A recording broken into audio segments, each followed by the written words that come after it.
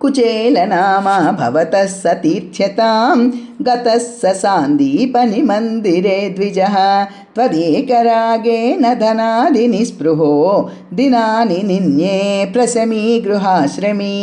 समानशीलापि तदीयवल्लभा तथैव नो चित्तजयं समेयुषी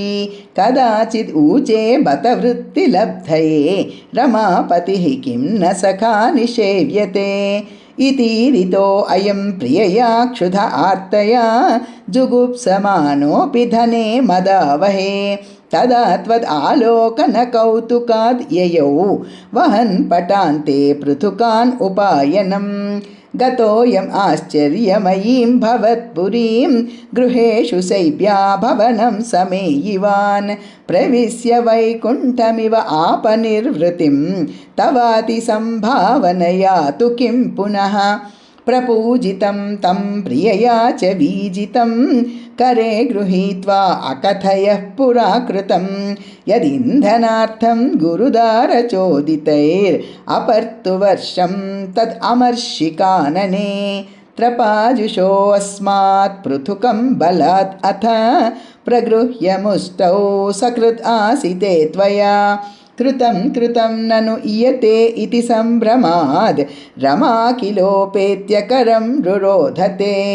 भक्तेषु भक्तेन समानितस्त्वया पुरीं वसन् एकनिशां महासुखं बत अपरेद्युर्द्रविणं विना ययौ विचित्ररूपः तव खलु अनुग्रहः यदि हि अयाचिष्यम् अदास्यद् अच्युतो वदामि भार्यां किमिति व्रजन् असौ त्वदुक्तिलीलास्मितमग्नधीर्पुनः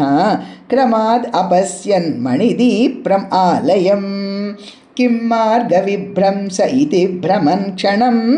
गृहं प्रविष्टः स ददर्श वल्लभां सखीपरीतां मणिहेमभूषितां बुबोध च त्वत्करुणां महा अद्भुतां सरत्नशालासु वसन् अपि स्वयं समुन्नमद्भक्तिभरो अमृतं ययौ